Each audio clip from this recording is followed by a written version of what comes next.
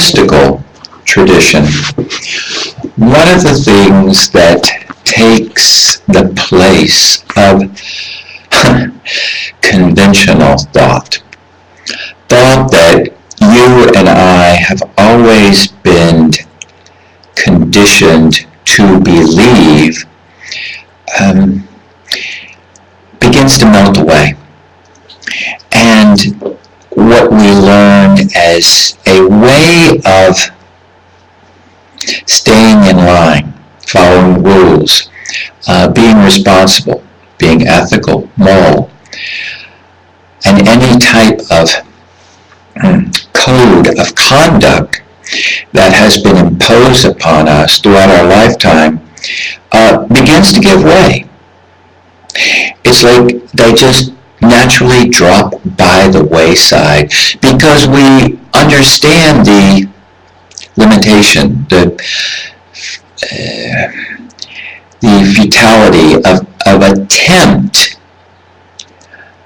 to implement on a consistent basis, because so often these persuasions are predicated on guilt.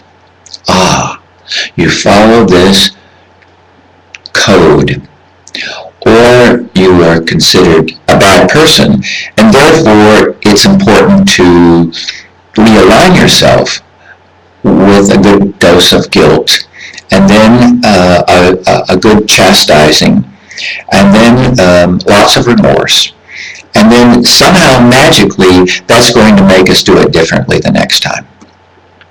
The mystic knows better. They understand that these man-made concepts, rules, ideas, codes, ethics, and morals pale in comparison to something far more natural and useful. And I love the way the author Catherine Ingram describes it in her book, Passionate Presence. Being present in every moment in the most passionate, inspired, enthusiastic way is really the theme of her book. It really can be the theme of our lives if we allow it. So what gives us permission then to leave the old formulas of right conduct behind and establish a relationship with something different? Well, as I have outlined, what gives us first and foremost permission is the fact that what we've tried in the past just hasn't worked on an ongoing, consistent basis. Or if it has worked, we're stuck, stifled, angry, despondent, we're a powder keg, ready to explode. And sometimes we don't even know it. So in place of this old patterning, we get in touch with the heart of hearts inside of us. She calls it natural ethics. They pour forth when we are in tune with the loving way to proceed in life. Buddhism spells that out very distinctly. It talks about compassion and understanding and acceptance. It talks about being aware of when the clinging mind, the mind that clings to need and want outside of the basics that we perceive will make us happy.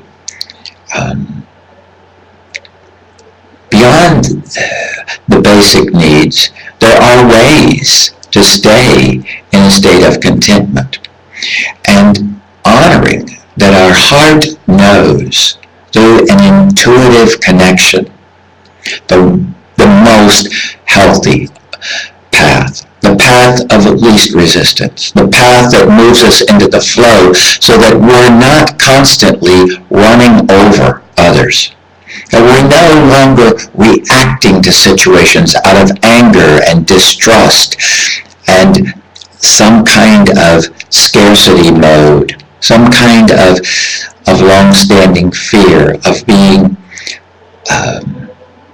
overtaken. heart knows best. So that takes the place of all the rules and regulations. It is a far better approach than guilt and mortification and feeling wrong, because those are short-lived punishments. And eventually we return to the scene of the crime and reenact it again and again and again.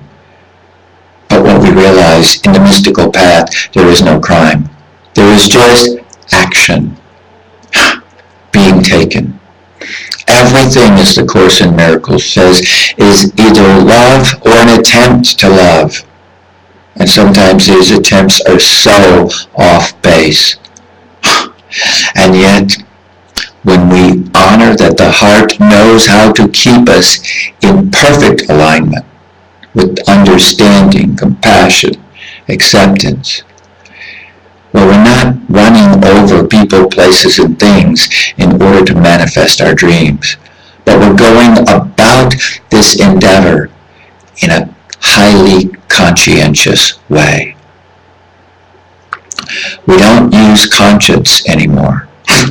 And the examination of conscience, we become conscious of love, and it naturally gets applied in every situation. So, have a great rest of your day. Think on these things, as Krishnamurti would always say, and we shall share again in the future. Namaste.